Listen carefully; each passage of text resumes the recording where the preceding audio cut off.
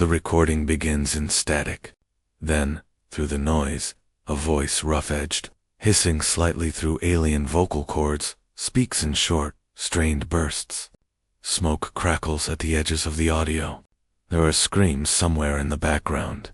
Not the screams of the dying, not yet, but the screams of those who know that dying is coming for them very soon. This is Commander Gleen's final transmission. It will, in time, become the single most studied document in the Keelan Confederation's diplomatic archives. Not because of what it reveals about the Pan-Can Alliance, but because of what it reveals about the beings who ended it. Commander Jalan was not a small figure in the political machinery of the Pan-Can Alliance. He had led the 4th Purdy Band, one of the most feared pirate fleets in the Galactic West, for over 300 cycles. He had raided dozens of systems. He had stood before the Grand Council of the Alliance and received formal commendation for his work. Twice. The Pan-Can called what he did privateering. The rest of the galaxy called it what it was: coordinated piracy, state-sponsored terrorism levied against trade routes and vulnerable civilizations. The Alliance turned a comfortable blind eye when Jilin and his fleet struck outside their sphere of interest. And when the targets were within Alliance concerns, they provided navigation charts and intelligence dossiers. It had worked for centuries. No one had ever meaningfully pushed back, until Terrara. The Pan-Can scouts called the 3rd planet of the Sol system Terrara. The beings who lived there called it Earth, and themselves human. Though at the time of first contact they had no idea they were being studied. From a purely tactical perspective, the Pan-Can assessment was accurate. Earth presented almost no military resistance. The species had only recently achieved rudimentary interstellar capability, thanks to a chance trade agreement brokered by the Keelan Confederation. They had no standing war fleet, no orbital defense network, no planetary shields.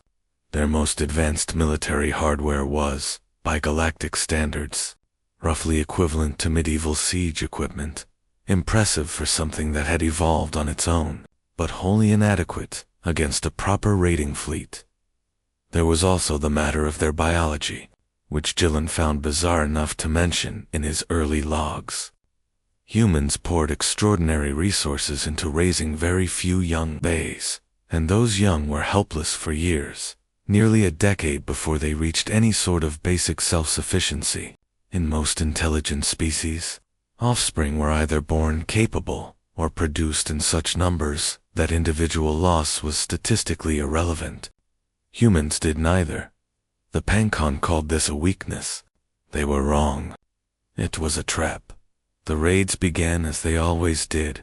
Gleen's fleet dropped from warp at the edge of the system, dispatched fast-tack cruisers to neutralize the handful of orbital platforms, and then sent landing parties down to the populated continents.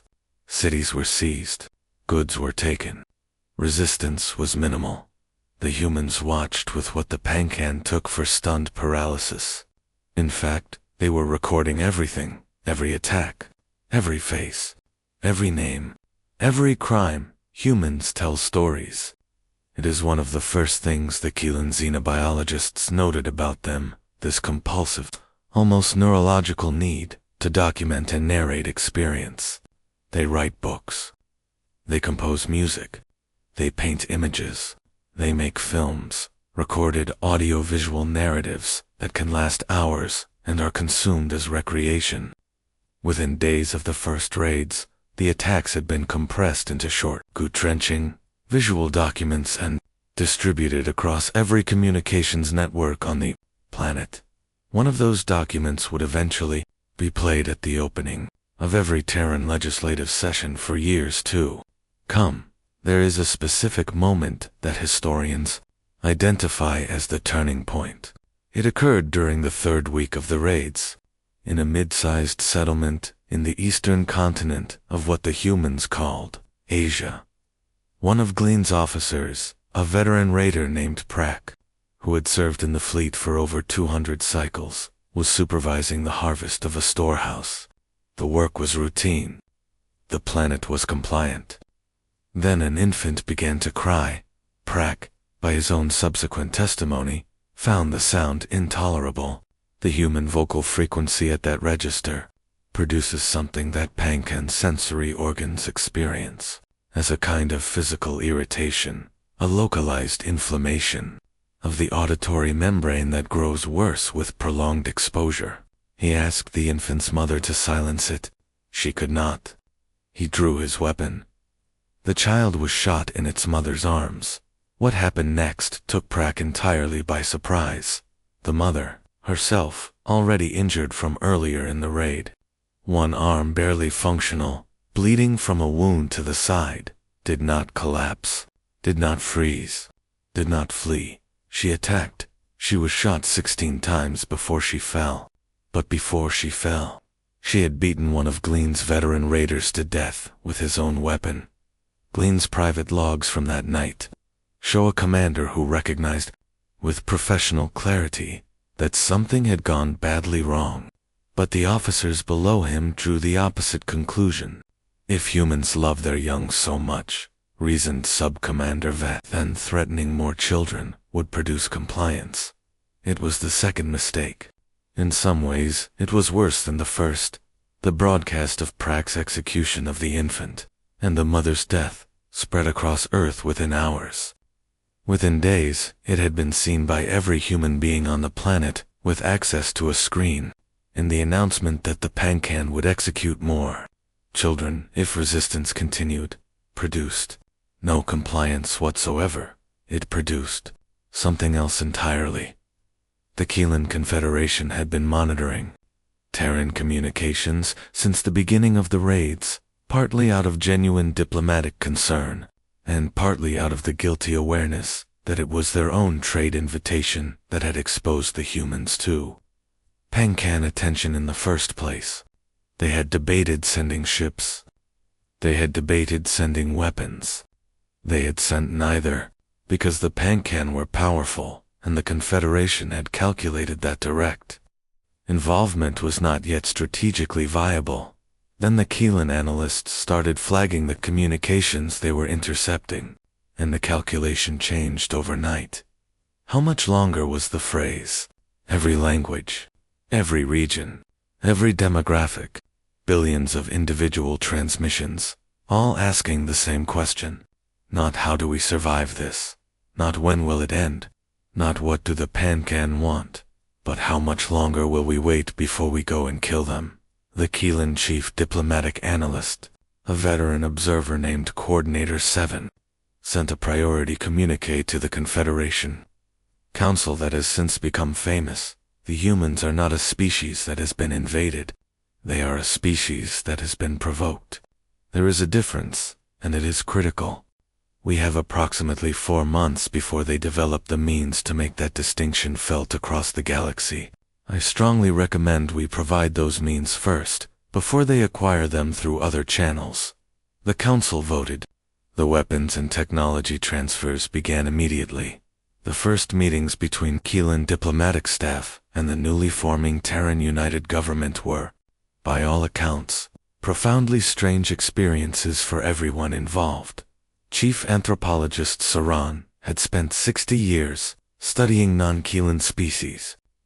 He had interacted with the Golian bird people, with the insectoid aliens, with a dozen minor races scattered across the galactic west. He considered himself impossible to genuinely surprise. The humans surprised him almost immediately. They were, on the surface, disarmingly warm. They smiled at strangers. They offered food as greeting. They asked personal questions as a form of politeness rather than intrusion.